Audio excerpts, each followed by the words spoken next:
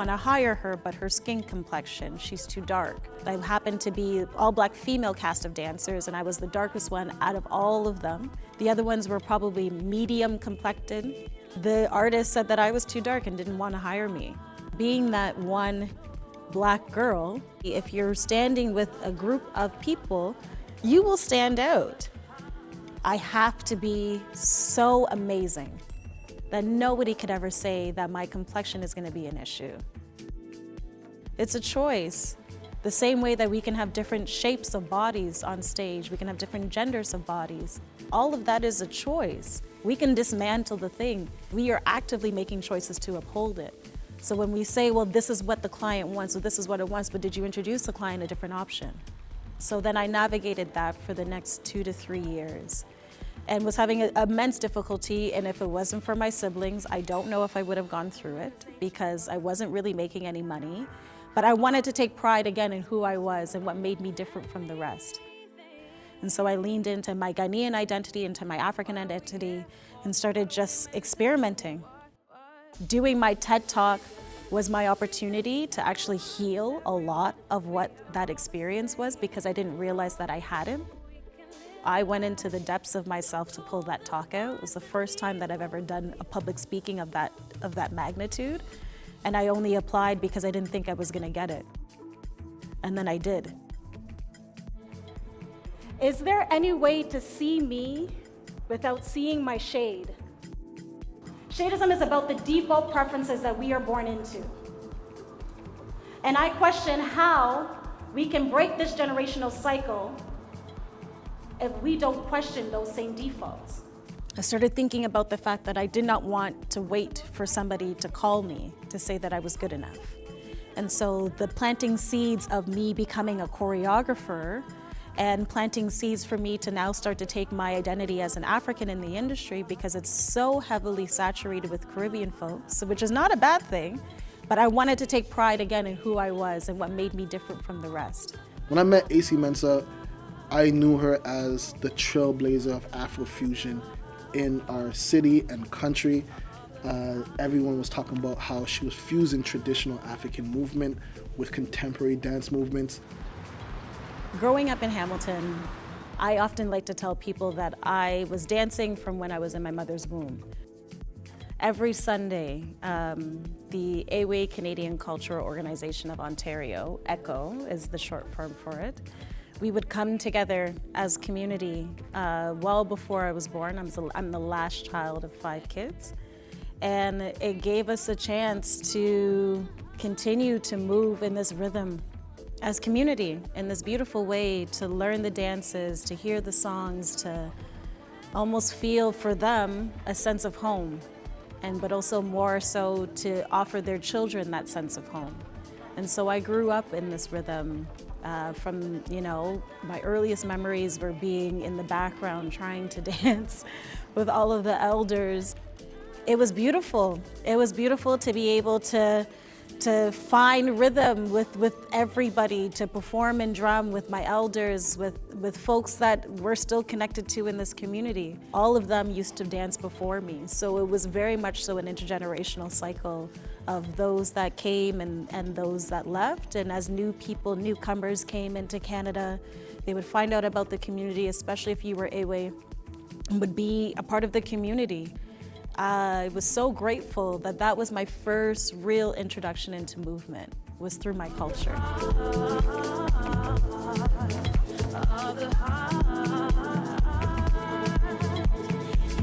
If my grandmother was here,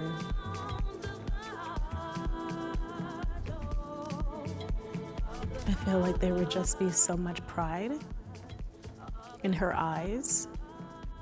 As one of the only ones that's committed to bringing a sense of culture, an honor to the culture, an honor to the ancestors and what came before me, in my own way through arts, I think there's so much pride. Again, it's taken me a lot of time to just receive it and to receive the gratitude, the fact that I'm listening. I think that's the part that excites them, is the fact that, yay, someone's listening, somebody's helping, on earth in the present. So that way we can help to just shift what's around us. I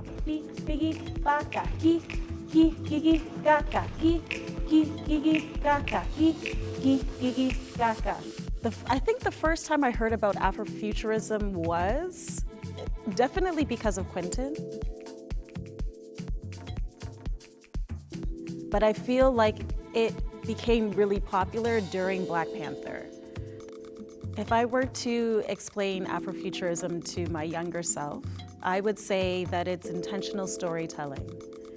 There's so many different ideas and versions of what Afrofuturism is, but I think at its core, it's really about how are you inspired by the past to inform your present, to plant seeds for the future. It was the first time that we got a chance to see and know and feel what we think Afrofuturism is. And I think that because there's so many different ideas, and when you Google search it, you can get everything from technology to a strong literature, academic stream, to visual arts. But I think that, again, when we think about it through like a Pan-African lens, I think that Afrofuturism is the ability to bring people together and create a new future.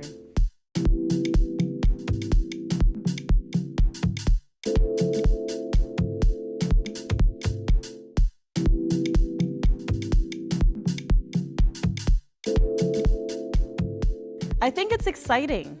But what was interesting when I first heard about Afrofuturism, I didn't actually think that it applied to me. 5, 6, 5, 6, 7. It wasn't until being more connected, especially to the Afrofuturistic community in Toronto, that I all of a sudden started to find my own pathways and realized there's actually a lot of similarities. And I actually see myself as an Afrofuturistic artist. As a movement artist, I do find a way into Afrofuturism, and we are all using an ancestral resilience and ancestral knowledge that we are all, as artists, bringing forward. Opening the doors for so many choreographers and doing such big projects and productions, and she really pushes what a dancer, a movement director could be in terms of how she was telling her stories, especially as it relates to her Afrofuturistic productions.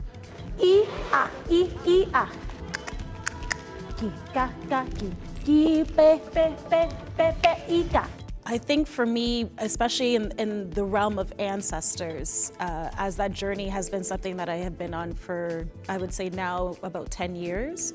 I think that there's a deep sense of bringing forth my culture and heritage as somebody that was raised both Ghanaian and Togolese in West Africa.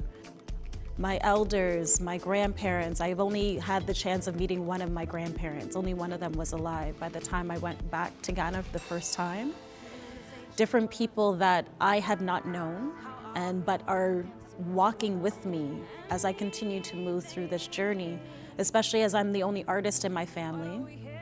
And on top of that, I feel like they've added to the charge of what my purpose is. 5, 6, 7, and ki ga ga ki ga ga ga ga ga ki ya pa pa pa ki ki ga. Growing up in a Ghanaian household, being an artist wasn't necessarily the thing. I'm sure every immigrant household would say, you have to be a doctor, you need to be a lawyer, you need to be an architect. You could be anything but an artist. And I push up against that because who else is better to showcase your heritage, taking an essence of the past, and through the movement by taking in both traditional and contemporary African movement and fusing it with the other styles of dances that I've also been trained in.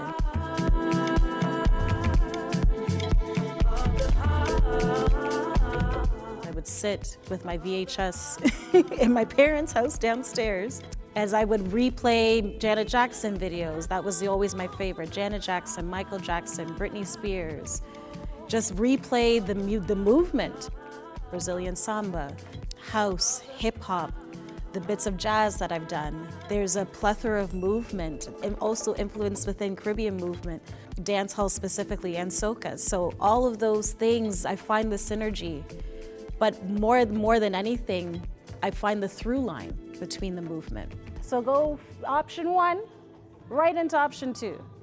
I know so many people like to say dance is universal. And I remember being at a talk a number of years ago and a gentleman said dance isn't universal, movement is universal. And that really opened up my eyes and I was like, oh wait, yeah, you're right. I stand here in this building, Canada's National Ballet School. As I teach these students, I try to get them to understand the through line, that the same 3 steps that you might do in ballet, done with a different intention, all of a sudden we can drop into Afrofusion. Done with a different intention, we can drop into a house movement or we can drop into a samba movement. The spiritual aspect was the charge that made me want to create what I'm creating now. When I started training, I started feeling the presence of my ancestors.